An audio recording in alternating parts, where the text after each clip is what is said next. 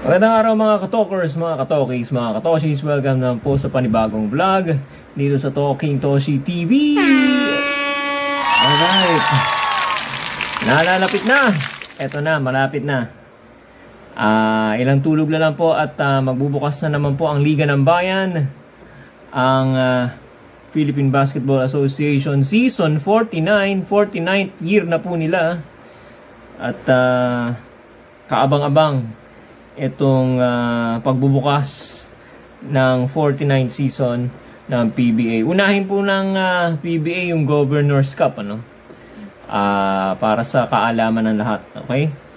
Now, sa linggo, August 18, 2024, yan po ang nakatakdang petsa para formal na buksan ang 49th season ng PBA. Alright? At sa tatalakayin po natin dito, no? Katulad na nakita ninyo sa ating thumbnail, yung brief lineup, no? Bibigay lang tayo ng maikling komento, ano ba may expect natin, in our own opinion, etc. etc. Pati na rin po, eto, napakadali na po ninyong tingnan. Per team na po natin ipapakita sa inyo yung schedule ng inyong hinahangaang team o kupunan, no? So hindi na kayo mahihirapan, screenshot nyo na lang dyan, kunin nyo na lang at meron na kayong kopya, dire-diretso yun lang schedule ng ng inaabangan yung team or sinusuportahan ninyong team, ano? Plus yung lineup nila. Alright, official lineup. Okay. Tapos, ano yung mga expectations natin, mga sari-saring maaaring mangyari, no? Diyan sa Governor's Cup. Okay. Unahin na muna natin itong schedule sa linggo, no? Yung program. Okay? Ano ba mangyayari sa linggo? Okay. Magbabalik na ang Liga ng Bayan, ang PBA. Saksihan muna natin, no? Sa ganap na alas 4 ng hapon, no, ang annual awards o annual Leo Awards nung nakaraang season 48. Okay? Pararangalan dyan yung Rookie of the Year, Mythical 5 or Mythical Team, All Defensive Team, etc. etc. Best Sportsmanship Award. Okay? At yung kinaabangang Most Valuable Player. Nangangamoy-ngamoy. Malamang sa malamang pang-8 na MVP na nitong si The Kraken Junmar Fajardo, no? Okay? Alas 4 po yan ng hapon. At ang opening ceremonies ng 49 season ng PBA ay magsisimula ng alas 5 ng hapon. Alright? Tungkol dito sa mga muse ng iba't ibang team, wala pa po tayong binabalita. Wala pa pong lumalabas na listahan, ano? Pero abangan din natin yan syempre, ano? At ang unang match-up, isa lang po ang laro sa araw na ito. Ang opening salvo po ng Governor's Cup, no? Ay ang laban ng Magnolia Hotshots, no? Templados Hotshots at saka ng Meralco Bolts sa ganap na alas 7:30 ng gabi. Lahat yan sa August 18. Okay? At ang opening ceremonies ay i-host o mga hosts ng ating Season 49 opening ceremonies ay walang iba kundi ito si Anna Ramsey at itong si Tito Mikey Reyes. Okay? Yan, si Anna Ramsey. Yan, co-host ni Willie Revillame yan sa Will to Win. At ito namang si Tito Mikey,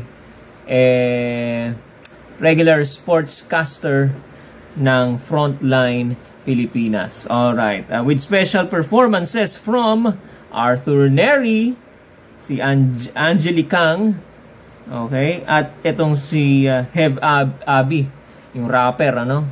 Alright, so abangan natin ang mga performances nila.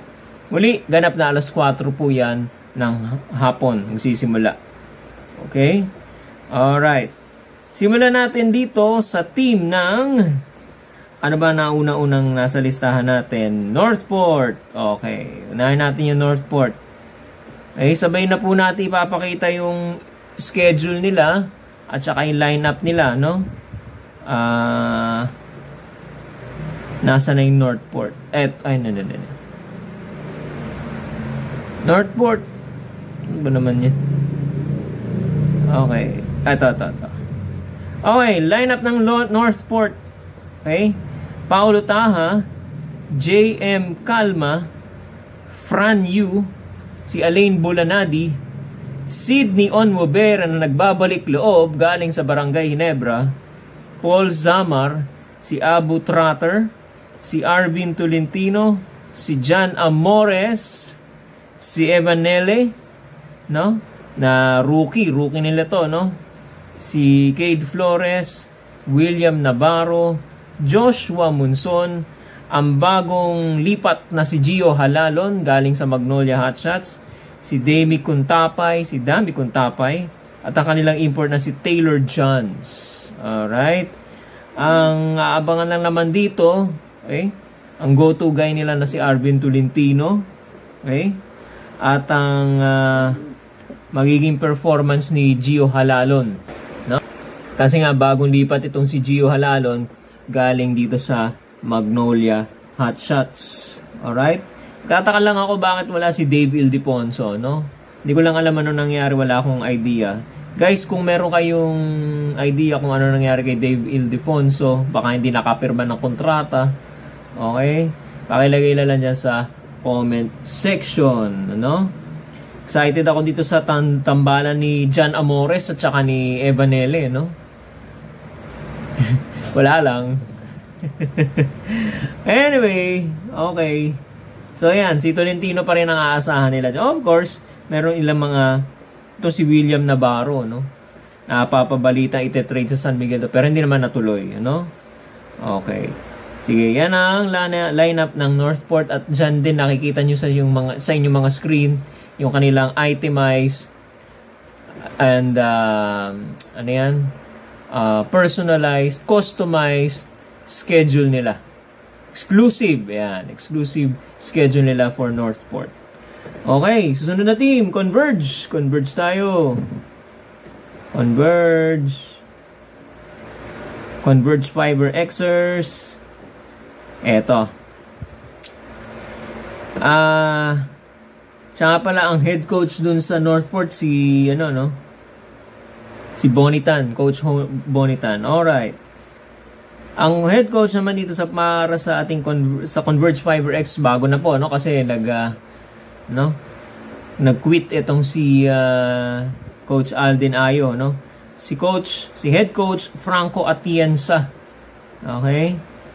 So ang lineup nila rito, official lineup ni si Inan Fornilos, si Cameron Vegan Fleming, Brian Andrade, Patrick Maagdenberg. Okay. At kinuha nila for 1 year etong si Alex Cabagnot. Malaki rin na maitutulong nito si Alex Cabagnot sa kanila, no? Ex San Miguel Beer player, no? Si Mike Nieto, si Deshaun Winston, si Aljun Melesio, yan, maayos din to, no? Ito, si Alex Stockton, okay?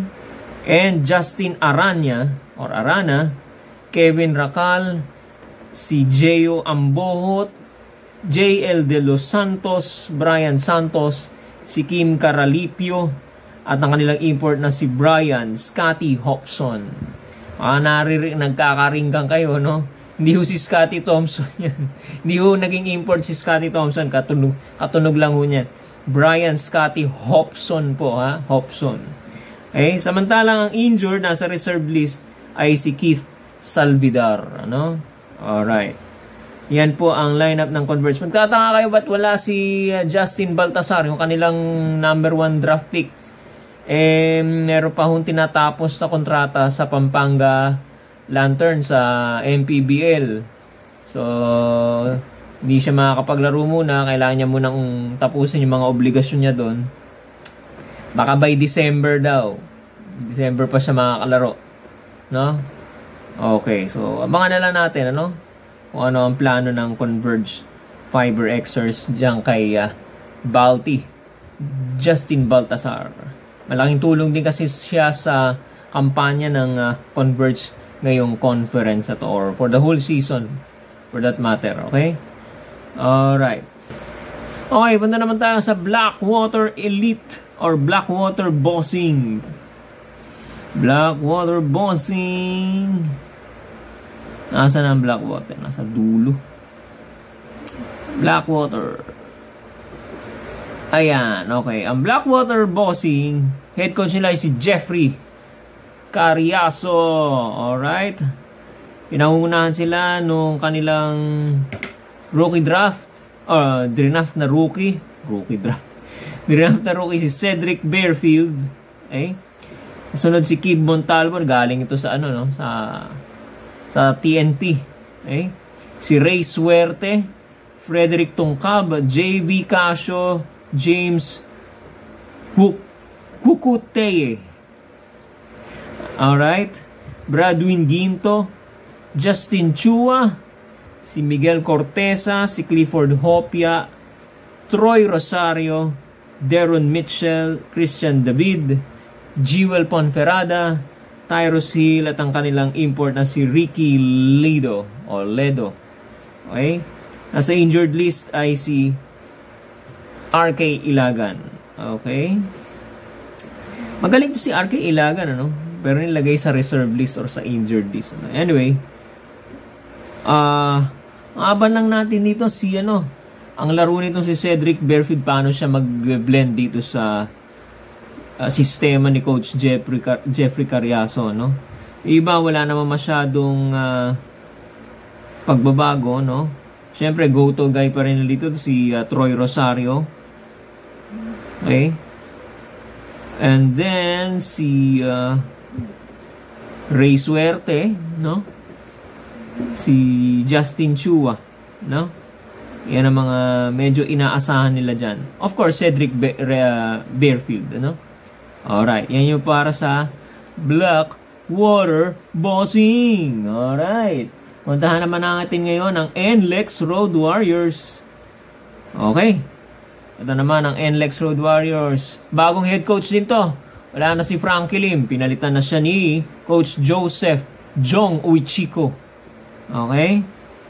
Pinangunahan sila ni Richie Roger, Michael Miranda, Ato Ular, okay, Robert Berto Bolik, okay, Dominic Fajardo, Sean Anthony, Robbie Herndon, Matt Nieto, Baser Amer, Dave Marcelo, Jake Pascual, Jonel Policarpio, Enoch Valdez, John Nermal, Anthony Semerad, and their import Mike Henry.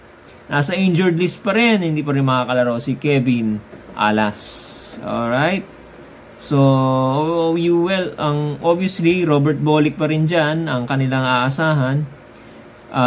Backed up with si Matt Nieto, Okay. Sean Anthony, hindi masyadong nag-perform hindi masyadong yata ang ginamit ni Coach Frankie Lim ito, Magaling to nung nasa Northport pa to. O, ba't di gamitin, So, I'm still expecting him to be fielded in, Para magamit naman. Maraming, to si Ato Ular, Okay. Okay rin tong lineup nila, Si Robbie Herndon ay naasahan sa labas, Malakas sa labas to, Okay. So, tingnan natin yung new coach nila, si Coach Jong Uichiko.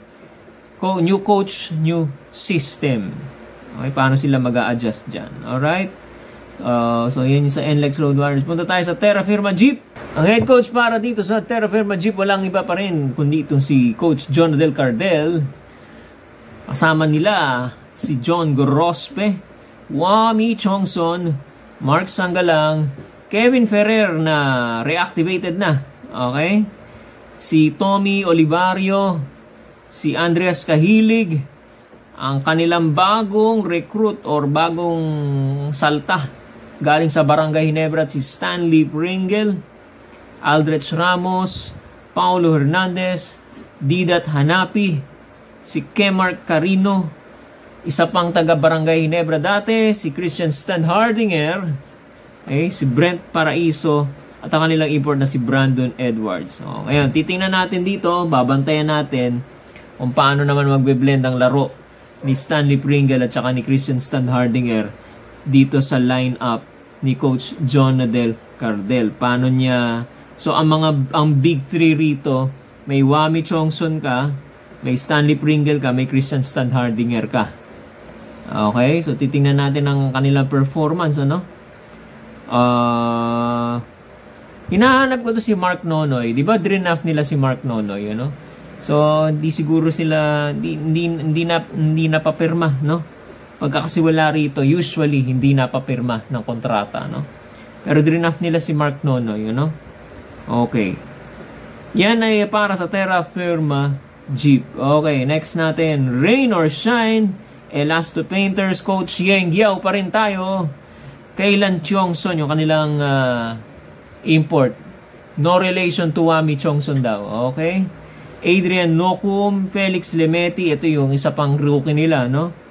Gian Mamuyak, Gabe Norwood, the veteran, no? Assistant coach na rin, ano? Francis Escandor, to, rookie rin to. Anton Asistio, Sean Ildefonso, Andre Carakut, Mark Borboran, Keith Datu, Jonard Clarito, Luis Villegas, Leonard Santillan, Bob Belga, ang kanilang import na si Aaron Fuller. Okay? Ang nagbabalik. Okay? Nasa reserve at injured din si Nick Demusis. Alright? So, abangan natin dito sa Ross ay itong mga rookies nila, no? Si Kailan Chongson na medyo natagalan ng pagpirma. At itong si Felix Lemeti. Okay? Ayan. So, paano sila magbe-blend dito sa sistema ni Coach Yeng Giao? Si Coach Yeng Giao naman nagbibigay palagi ng opportunity sa mga rookies niya. Okay? With the likes of Jonard Clarito last season, ano? Nakita natin ang ganda ng laro ni Clarito. Okay? At umabot sila ng semi-finals kalaban ng San Miguel, ano? So, malaking achievement na rin 'yon, ano? Okay? So, ayan.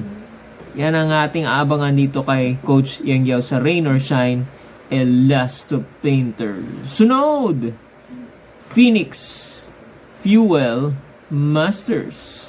Yan natin yung Phoenix. Okay, Phoenix Fuel Masters. Alright. Coach Jamaic Harin pa rin ang kanilang head coach. Si Larry Muyang, kasama nila si Jason Lefty Hefty Perkins, si Raul Soyud, JV Mocon, RR Garcia, JJ Alejandro, Kai Balungay, yung kanilang bagong recruit, no?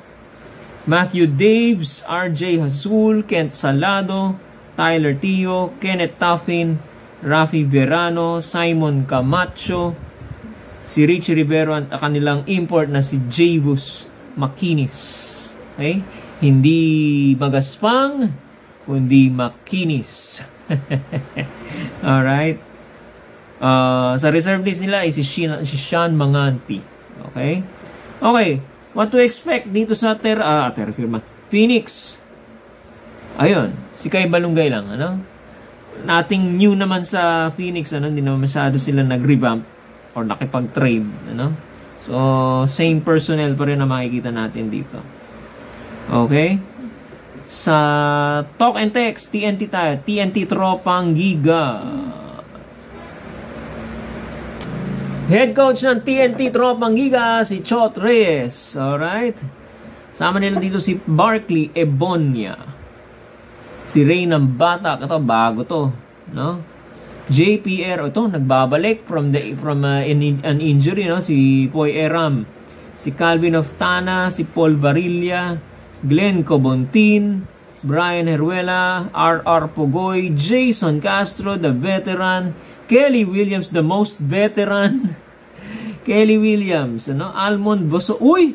Si Almond Bosotros. Wow! Asana lang to 3x3 In-activate nila. Alright. Very good news para sa TNT Tropang Giga, no? Henry Galinato, Kim Aurin, Calvin Payawal, Chris Eximiniano na makulit dumipensa. At naging available na po itong si RHJ, si Ronde Hollis Jefferson. Naku po, magaganda ang lineup ng import ngayon. Okay? Alright, so abangan natin dito sa Tropang Giga, marami nagbabalik dito, itong tandem ng tatlong gwardya. Okay? Si Nambatak, si Oftana, at si Pogoy. Okay? Eto rin si Almond Vosotros, abangan na rin natin ang laro nito. Kasi alam nyo mga kababayan, hindi na rin bumabata itong si Jason Castro is not getting any younger. Okay? So aminin natin hinahabol na siya ng oras. So anytime na mag-retire siya, may papalit sa kanya. So pinuno ng TNT ng Guardia yung kanilang lineup, kinuha pa nila ito si Albon Vosotros. Lalo na ito si Kelly Williams, nakakabilib, isa pang conference. Okay, malakas talaga. Alright. And syempre si Poy Eram na nagbabalik. Tingnan natin kung paano siya mag-perform para sa TNT Tropang Giga. Alright, next natin, Magnolia, Chicken Templados Hot Shots. Magnolia. Alright, eto. Nandiyan pa rin po. Binibigyan pa rin ang pagkakataon dito si Chito Victolero. Alright. Jeric Aramisi, Paul Lee, Rafi Rivers sa Sakalam. Veterano ta ng mga to, Ian Sanggalang, Calvin Abueva, Mark Baroca, Pedro Alfaro, Rome De La Rosa, Xavier Lucero, galing Northport yata ito, Joseph Eriobu, James Laput, Aris Junicio, Jed Mendoza, Jeric Balanza, Russell Escoto at ang kanilang import na si Glenn Robinson III. Kaya lang itong kanilang rookie, na kinuha na si Jerome Lastimosa, nasa injured list or reserve list. Hindi natin alam kung reserve or may injury, may iniinda, Pero hindi siya kasama sa official lineup, Alright. Nothing new rin sa, wala rin masyadong bago dito sa Magnolia, well, si Xavier Lucero, titignan natin ang laro niya, dito sa Chicken Templados. Okay? Alright. Sunod natin ang Barangay Ginebra Gene Kings. Barangay Ginebra San Miguel. Alright, eto na. Coach Tim Cone, Maverick Anamisi, Jeremiah Gray. Maglalaro na to si Jeremiah Gray, Ang kanilang recruit, ang pamangkin, kung hindi ako nagkakamali, pamangkin ni The Flying A. Walang iba kundi ito si RJ Abarientos, L.A. Tenorio, Paul Garcia, ang nagbabalik din na si Scotty Thompson, John Pinto, mga bagong recruits na sila Isaac Go, Stephen Holt, Ralph Koo, Von Pesumal, Raymond Aguilar, Jason David, Japet Aguilar, si Benedict Adamos na ganing Northport yata ito, At ang kanilang Justin Brownlee, kanilang import na si Justin Pinoy Brownlee. Okay? Nananatiling nasa injured list pa rin. Injured pa rin to si Jamie Malonzo. Alam nyo kaya nila kinuha si Stephen Holt dahil dito. Okay? Para may kapalit. Kasi matatagalan ACL tong tumama kay Jamie Malonzo. So matatagalan pa to. So kailangan nila ng replacement. Nakasing laro nitong si Jamie Malonzo. Okay? Kung napapansin nyo ang ginawa sa lineup ng Ginebra, ito. Ang Barangay Ginebra rito, mga kabayan, medyo nagpabata, Kinuha nila si Stephen Holt, para pamalit dito sa aging lineup nila, At obviously kay Jamie Malonzo, bukod kay Jamie Malonzo, yung mga para may dagdag na backup kay Scotty Thompson, Okay? At saka itong si Isaac Go, okay? para merong kapalitan itong si Japet Aguilar. Medyo matagal na rin si Japet Aguilar dyan, ano? At itong si RJ Abarientos, siya na ang papalit pagka eventually medyo nag-retire na rin to si LA Tenorio. Siya na rin ang papalit kay LA Tenorio. Siya magiging chief point guard ng Barangay Ginebra. Yan ang nakikita ko dyan, ano? Alright? Plus itong si Benedict Adamos. Tingnan natin ang laro nito si Benedict Adamos. Hindi ko pa napapanood to eh. Okay? So, tingnan natin. Kaya lang baka maglaban sa pwesto to si Isaac Go tsaka si Ralph ko. Medyo ang basa ko dyan eh pareho sila halos ng may shooting din kasi to si Isaac Go sa labas eh. No? Well, tingnan natin. No? It's for us to see kung ano magiging performance ng Barangay Ginebra. Sunod natin ang Meralco Bolts. Meralco Bolts. Ayan, Meralco Bolts. Luigi Trillo pa rin ang kanilang head coach. Nagbabalik sa hardcourt itong si Aaron Black, Chris Banquero, Cliff Hodge, Chris Newsome, Anjo Karam, Bong Quinto, Raymond Almasan, Alain Maliksi, Alvin Pasaol, Raymar Jose, Jansen Rios, Norbert Torres, Kyle Pascual, Brandon Bates. Kanilang bagong recruit na si CJ Cancino at ang kanilang import na nagbabalik si Allen Durham. Okay?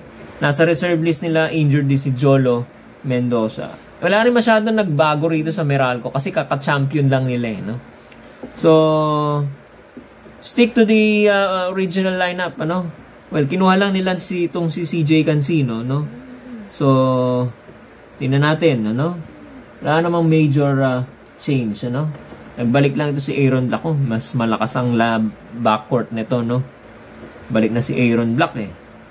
Okay? So, abangan natin ang performance itong Meralco Bolts. Meralco Bolts has already earned the respect of other teams. Medyo, ano na to? Medyo hindi na to medyo siseryosohin na to ng mga ibang teams na hindi lang ito I